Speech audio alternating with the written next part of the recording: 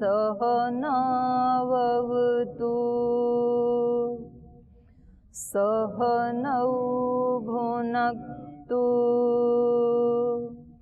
सह वीर्यं करवावहै तेजस्विनावधीतमस्तु मा विद्विषावहै।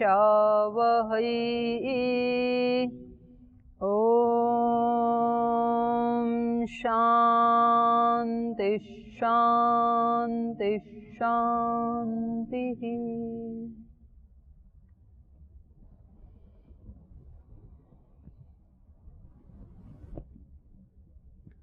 कल के पाठ से पूछना। ये जो बताए थे अमृत, यश, तेज, इंद्रिय आदि, वसु ब्रह्मचारी, रुद्र ब्रह्मचारी और आदित्य ब्रह्मचारी के यश आदि जो अमृत बताए थे, वसु ब्रह्मचारी के अमृत जो अग्निवत जो उसका यश है, उसको देख करके जो मुमुक्षु है वो तब तक रहेगा जब तक सूर्य पूरब से उगता है और पश्चिम में अस्त होता है। तो ये वसु ब्रह्मचारी के लिए कहे हैं या मुमुक्षु के लिए कहे? जिसको वसु ब्रह्मचारी बनना है वो देख रहा है। प्रणाम दीदी। वसु ब्रह्मचारी के आधिपत्य के बारे में एक काल गणना किया गया है कि जब तक सूर्य पूर्व दिशा में उदित और पश्चिम दिशा में अस्त होगा तब तक वसु का आधिपत्य रहेगा। और रुद्र ब्रह्मचारी के बारे में बताया गया कि वसु के दुगुना समय तक ये इसका आधिपत्य रहता है और आदित्य ब्रह्मचारी का रुद्र ब्रह्मचारी का दुगुना अर्थात वसु ब्रह्मचारी का 4 गुना समय तक आधिपत्य रहता है। तो मेरा प्रश्न ये है, रुद्र ब्रह्मचारी के आधिपत्य के समय काल वसु के दुगुना बताने के बाद सूर्य को दक्षिण दिशा में उदय होकर उत्तर में अस्त हो जाने का वर्णन किया और आदित्य ब्रह्मचारी के बारे में रुद्र के दुगुना समय के साथ पश्चिम में सूर्य उदय और पूर्व में अस्त होने का वर्णन किया। क्या वास्तव में दक्षिण और पश्चिम में सूर्य उदय होकर उत्तर और पश्चिम पूर्व में अस्त होता है? अगर ये होता है तो कौन सा पृथ्वी में होता है? तो एक तो इसमें ये संदेश दिया है, अधिकस्य अधिकम लाभम, जो जितना ज़्यादा तप करेगा उसको ज़्यादा लाभ मिलेगा।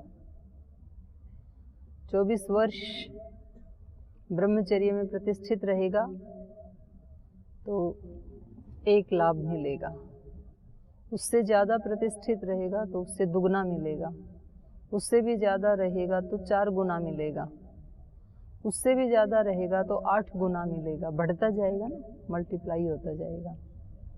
तो जो जितना तप करेगा उतना ही ज़्यादा उसको लाभ होगा। तो तप करना कोई घाटे का काम नहीं है। कई बार व्यक्ति को लगता है ना कि ये दूसरे लोग तो मेरे को तंग ही करते रहते हैं और मैं हमेशा अपने तप को बढ़ाता रहता हूँ, तो मैं ही हमेशा ऐसा क्यों करूँ? मैं इतना इनको सहन करता हूँ, इतना अपने आप को पवित्र बनाता हूँ, ये समझते ही नहीं है। तो आप जितना कर रहे हैं उतना आपका लाभ बढ़ेगा, आपका ही बढ़ेगा। और दूसरा ये दिया है इसमें, यहाँ ये जो कहा सूर्य से जो गणना की है, तो ये निश्चित नहीं है कि उतना ही। मान लीजिए जब तक सूर्य उदय होगा पूर्व से और जब तक पश्चिम में अस्त होगा तब तक इसको ये लाभ मिलेगा। तो हो सकता है कि इसके शरीर का अंत हो जाए। सूर्य तो उदय अस्त होता रहेगा पूरी सृष्टि में, पर तब तक इसका शरीर तो नहीं बना रहेगा। इस शरीर के नष्ट होने पर भी ये जो संस्कार हैं ये तो साथ ही जाएंगे। तो ये अनंत काल के लिए है बस। ठीक वैसा ही नहीं होगा कि कभी दक्षिण से भी उदय हो जाए सूर्य, कभी पश्चिम से भी उदय हो जाए या कभी उत्तर से भी उदय हो जाए, ऐसा नहीं होगा। ये असंभावना को संभावना दिखाते हुए इसकी अनंतता का ही वर्णन करना चाह रहे हैं कि कभी असंभव भी यदि संभव हो जाए तो भी ऐसा नहीं होगा कि ये उस साम्राज्य से वंचित हो जाए। ओम प्रणाम दीदी जी। यहाँ पर शब्द आया है रूपम, एतादेव रूपम अभिसंविशन्ति एतस्माद् रूपाद् उदेति। इस मुख को देख करके वो उसमें प्रवेश करता है। परिणाम मुख का मतलब है यहाँ पर उसका स्वरूप, कि हम इसका पालन करेंगे तो इसका ये परिणाम होगा। ऐसा स्वरूप होता है इसके पालन करने वाले का। जो जीवन के प्रथम सोपान में ब्रह्मचर्य का पालन करते हैं उनका जीवन ऐसा होता है। तो जो प्रथम सोपान में इसका अनुष्ठान करेगा ब्रह्मचर्य का, उसका मुख अग्निमुख होता है। अग्निमुख का मतलब है यहाँ पर स्वरूप, अग्नि जैसा स्वरूप। अग्नि का क्या स्वरूप है? दोषों को दूर करती है अग्नि, दोषों को जला देती है ना। किसी भी चीज़ के दोष यदि दूर करने हैं तो उसको अग्नि में डाल देते हैं। सोने के, चांदी के, पीतल के, मिट्टी के, उनके दोषों को दूर करना है और उसका विशुद्ध रूप यदि उभार के लाना है तो अग्नि में डाल देते हैं उसको। पारा के, तो अग्नि का एक काम है उसको शुद्ध करना और दूसरा काम है प्रकाश देना। तो ये जो प्रथम सोपान में 24 वर्ष तक जो ब्रह्मचर्य का पालन करेगा तो इस अग्नि में इसके स्थूल दोष नष्ट हो जाएंगे इस ब्रह्मचारी के।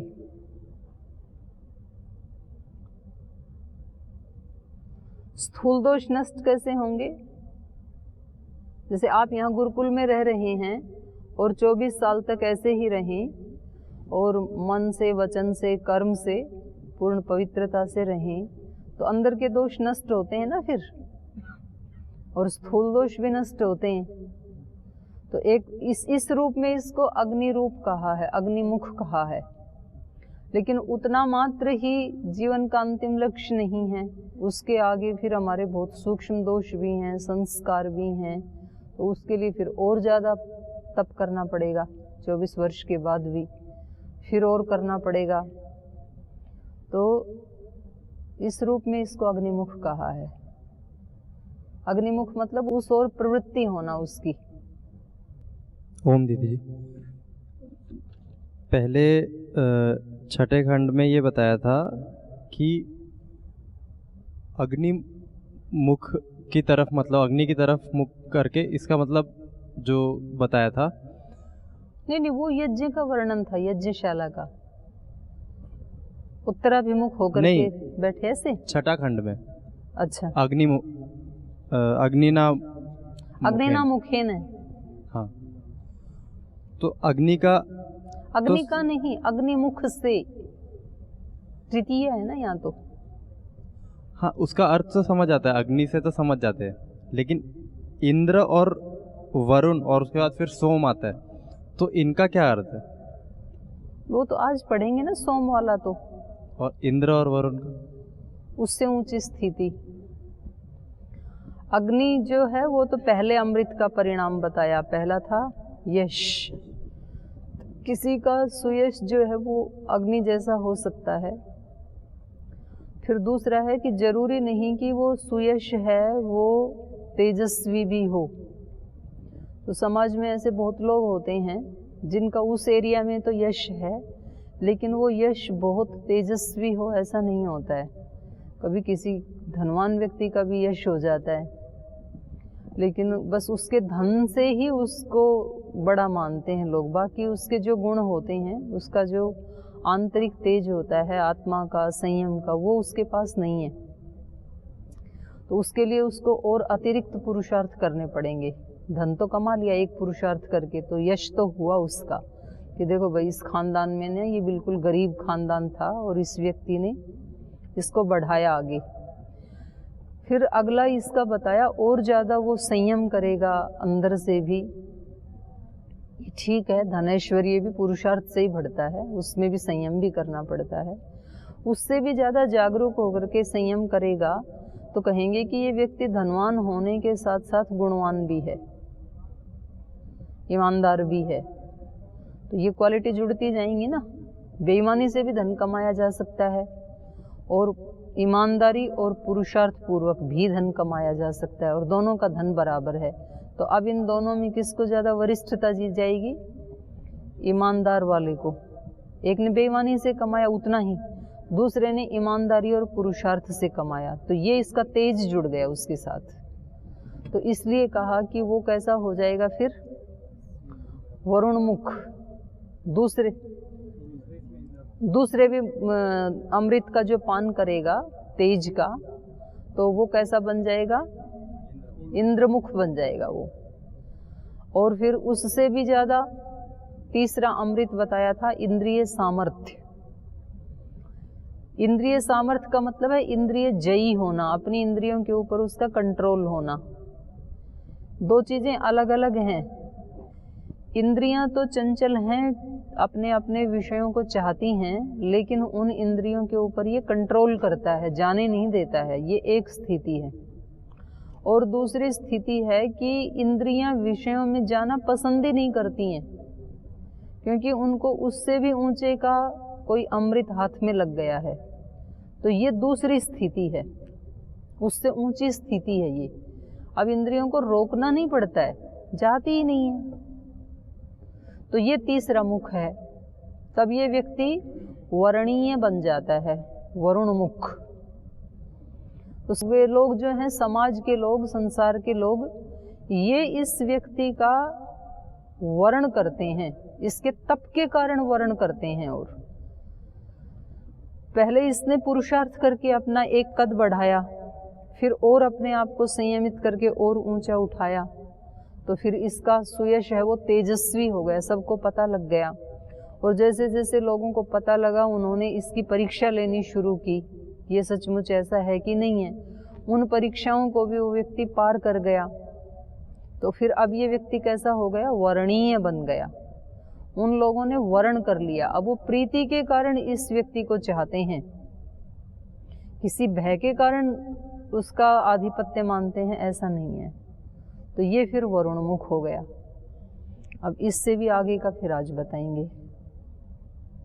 ओम दीदी जी, ये जो इसमें जो ये यश, तेज, इंद्रिया, वीर्य, मन आदि जो बताया गया है, ये चार वेदों को धारणा, ध्यान या फिर इनका निधिध्यासन करने से, या फिर ये जो अपने इसके अन्यतर जो शास्त्र है, जैसे योग शास्त्र हुआ, जैसे योग शास्त्र हुआ, सांख्य शास्त्र हुआ, इनको ध्यान, मनन, निधिध्यासन करने से भी ये चीज़ें प्राप्त हो जाती है? हाँ, होगा ना। तो वो उनको भी पढ़ना जरूरी है और इनका भी? तो आपको ज़्यादा चाहिए तो उनको भी करो, उतने से ही आपको बस है। तो अच्छा, मतलब पढ़ना तो दोनों को ही चाहिए, पर वो भी वो छोटे शास्त्र हो जाते, मतलब जल्दी समझ। अभी तो बताया मैंने, अधिक का तो अधिक लाभ होगा ही। अच्छा, ठीक। आपको ज़्यादा चाहिए तो आप दर्शन भी पढ़ो, फिर उपनिषद भी पढ़ो, फिर ब्राह्मण ग्रंथ भी पढ़ो, व्याकरण भी पढ़ो, आरण्यक भी पढ़ो, वेद भी पढ़ो, उसके साथ उपवेद भी पढ़ो। जितना अधिक पढ़ेंगे उसका उतना अधिक लाभ होगा। और सार पढ़ें तो वेदों का ही सार उपवेद में है, उपवेद का ही सार फिर ब्राह्मण ग्रंथों में है, ब्राह्मण ग्रंथों का ही सार आरण्यक में है, ब्राह्मण ग्रंथों का ही सार फिर वेदों का ही सार उपनिषदों में है, लेकिन उपनिषदों का ही सार फिर दर्शन शास्त्र में है, दर्शन शास्त्रों का भी सब चारों वेदों का पूरे वांग्मय का सार फिर गायत्री मंत्र में है, फिर गायत्री मंत्र का भी सार ओंकार में है। उससे भी कम लाओ तो भूर्भुवः स्वः में है, 3 व्याहृति बताई थी ना यहाँ, और 3 व्याहृतियों का भी सार फिर ओंकार में है। तो बताया था इन्होंने खुद ही कि जैसे सारे पत्ते उससे डंठल से जुड़े होते हैं, धर्म के 3 स्कंद बताए थे ना, तो पूरा पेड़ का वर्णन कर दिया, ये पूरा पेड़ है और पूरे पेड़ में जो एक एक पत्ता जुड़ा है वो डंठल से जुड़ा हुआ है, तो वो डंठल क्या है? ओंकार।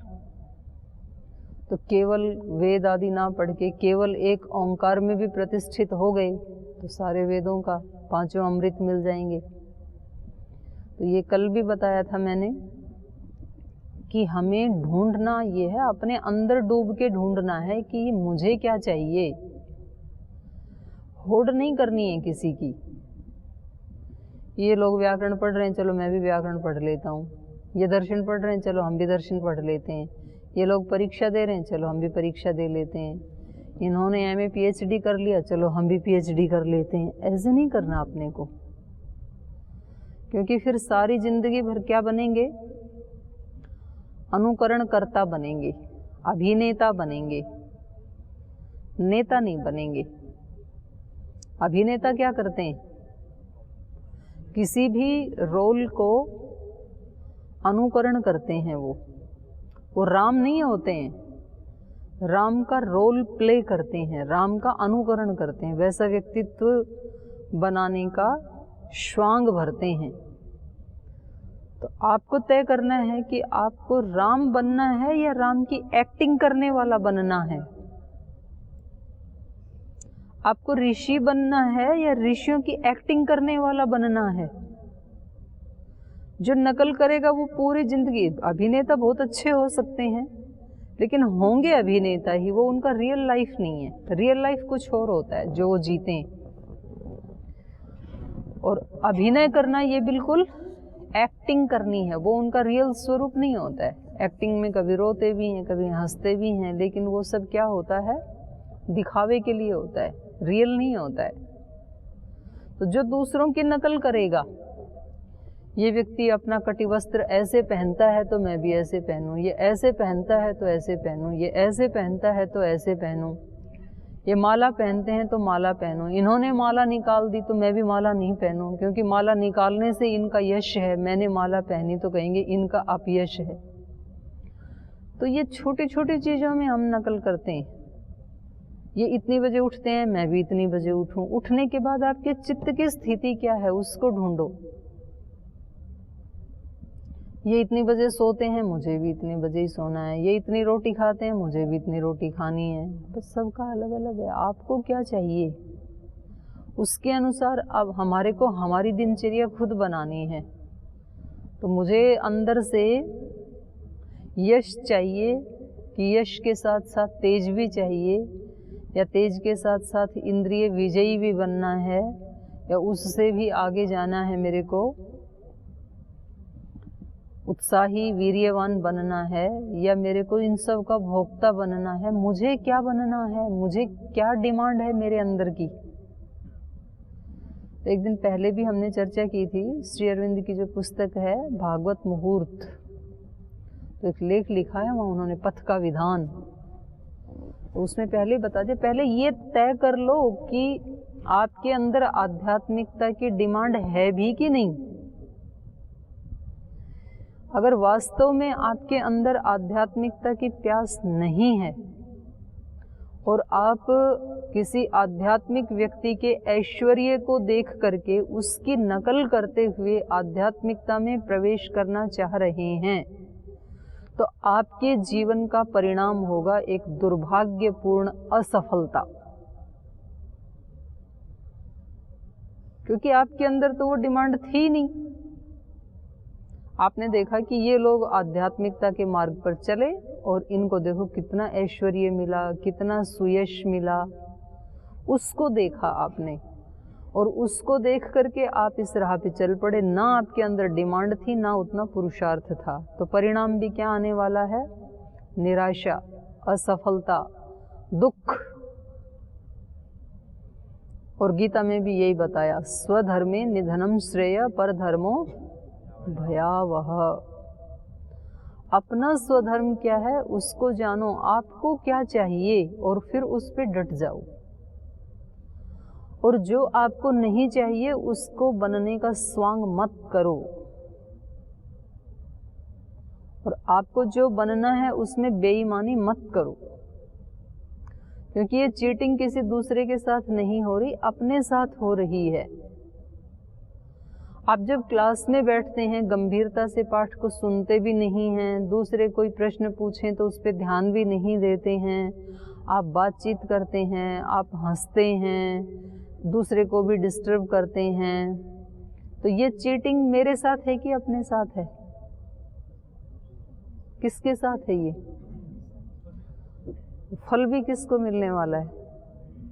मेरे को नहीं मिलने वाला है। ये हमें अवेयरनेस नहीं रहती है।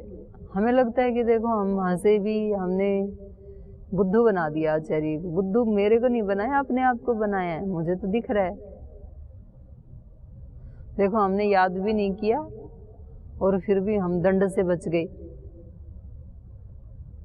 आपने याद नहीं किया कर सकते थे, यही आपको दंड है। आपने अपनी आत्मा का ह्रास कर लिया, इसलिए दंड से बचे नहीं आप। दंड तो ऑलरेडी मिल ही चुका आपको, क्योंकि जो बुद्धि आपको जिस कार्य के लिए दी थी वो कार्य आप नहीं कर पाए। जो गाड़ी आपको दी थी कि यहाँ से आप गंगोत्री चले जाना और आप गए नहीं, तो लॉस तो ऑलरेडी हो चुका आपका, लक्ष्य मिला ही नहीं आपको। तो जो यहाँ पर 5 अमृत बताए हैं, ये कोई एक अक्षर से भी प्राप्त कर सकता है, मात्र ओंकार से भी, मात्र किसी एक वाक्य से भी कर सकता है। और जिसको ज़्यादा सामर्थ्य है और ज़्यादा चाहिए, 2 चीज़ है ना इसमें। एक तो है स्वस्थ रहना, तो स्वस्थ रहने के लिए 1 घंटा व्यायाम प्राणायाम करें तो भी बहुत है, स्वस्थ रहेंगे आप। और फिर बाकी दिन भर अपना आहार, अपना विचार, अपना व्यवहार, उसका भी ध्यान रखना। क्योंकि 1 घंटा व्यायाम प्राणायाम किया, फिर दिन में ध्यान नहीं रखा तो भी रोगी हो जाएंगे। और दिन भर ध्यान भी रखा, 1 घंटा किया तो आप स्वस्थ रहेंगे। लेकिन यदि किसी को बड़ा पहलवान बनना है, फिर 1 घंटे से काम नहीं चलेगा, तो फिर उसको 8-8, 10-10 घंटे करते हैं, फिर वो एक्सरसाइज, वो एक ही काम में लगे रहते हैं। तो किसी को शब्द ज्ञान बहुत ज़्यादा अर्जित करना है, और अलग अलग ग्रंथों में अलग अलग ऋषियों ने अलग अलग अनुभव के अनुसार उसको अभिव्यक्त किया है एक ही सत्य को। तो सबका जानेंगे तो निश्चित रूप से हमें अधिक लाभ होगा। कल एक व्यक्ति मेरे को मिले, यहाँ शिविर में आए हुए हैं, तो उन्होंने मेरे को बताया, बोल जी मैंने 15 विषय से तो एमए कर दी, अब मेरे को कोई और विषय बताओ बचा हुआ हो तो। बड़े ऑफिसर हैं, सरकारी नौकरी है, डिलीट कर ली, एमफिल कर ली, 15 विषयों में एमए कर ली, डिप्लोमा कई कर लिए, तो और कुछ बचा है तो बताओ। मैंने कहा दर्शन से कर लो, दर्शन बचा है। तो ये अपना शौक होता है अलग अलग व्यक्तियों का। एक व्यक्ति कहता है बस कर ली ना एमए, बन गया मास्टर। अर्पिता को मैंने बताया, उसको सारे दर्शन याद हैं, 5 दर्शन याद। मैंने कहा आप भी एमए कर लो, ये और बहनें कर रही, बोल नहीं मैं तो करके आई हूँ एमए, याद मैंने कर ही ली, नहीं तो अब तक हो जाती उसकी। तो अपनी रुचि के ऊपर होता है। कल ये 3 मुख हमने पढ़े थे, 3 अमृत के बारे में। आज ये चौथे के बारे में कहेंगे। तीसरे में हमने पढ़ा था, स यह एतदेवम अमृतम वेद आदित्यानाम एव एको भूत्वा वरुणेन एव मुखेन एतद एव अमृतम दृष्ट्वा तृप्यति स एतदेव रूपम अभिसंविशति एतस्माद् रूपाद् उदेति। और ये कब तक रहेगा वरुण मुख इसका, आदित्य ब्रह्मचारी का, तो उसका काल बता रहे हैं। स यावत आदित्यो दक्षिणत उदेत उत्तरत अस्तम एता, दक्षिणत उदेता उत्तरत अस्तम एता, द्विस्तावत पश्चात उदेता पुरस्तात् अस्तम एता, एता आदित्यानाम एव तावद आधिपत्यम स्वराज्यम परिएता। तो ये तब तक रहेगा इसका आधिपत्य जब तक ये आदित्य दक्षिण में उदय हो, उत्तर में अस्त हो, और द्विस्तावत उससे दुगना, पश्चात उदेता पश्चिम में उदय हो, और पुरस्तात अस्तम एता, पुरस्तात मतलब पूर्व दिशा में, पश्चिम में उदय हो और पूर्व दिशा में अस्त हो। एता आदित्यानाम एव, इतना ये आदित्यों का कालखंड है, उस स्थिति में बने रहने का, अर्थात अनंत काल है। जो इतना आदित्य ब्रह्मचारी बनेगा तो वो अनंत काल तक ऐसे सुख में बना रहेगा। यावद आधिपत्यम स्वराज्यम पर्येता। अब चौथा बता रहे हैं, चौथा अमृत। चौथा अमृत क्या था? वीर्य, उत्साह। अथ यत् चतुर्थम अमृतम तन मरुत उपजीवन्ति सोमेन मुखेन न वै देवा अश्नन्ति न पिबन्ति एतद् एव अमृतम दृष्ट्वा तृप्यन्ति। अथ यत् चतुर्थम अमृतम, और जो चौथा अमृत बताया था वीर्य, तन मरुत उपजीवन्ति, उसको देख करके मरुतगण,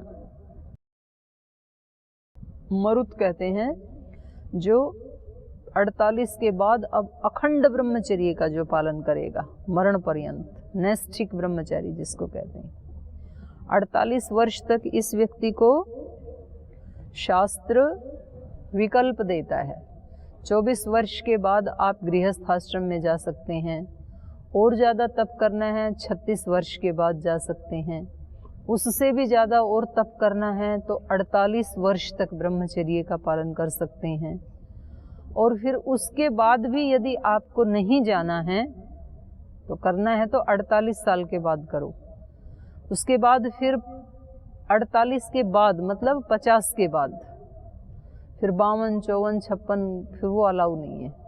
उसके बाद फिर है अखंड ब्रह्मचर्य। इसलिए हनुमान जी को मारुति नंदन कहते हैं ना, मरुत, मरुत का पुत्र मारुति। तो इसको मारुति इसीलिए कहते हैं क्योंकि इन्होंने अखंड ब्रह्मचर्य का पालन किया था। वो एक कथानक बना लिया कि इनके पिताजी का नाम था, ऐसे बताते हैं ना, पवन, मरुत, और वो अनवर्थ संज्ञा है।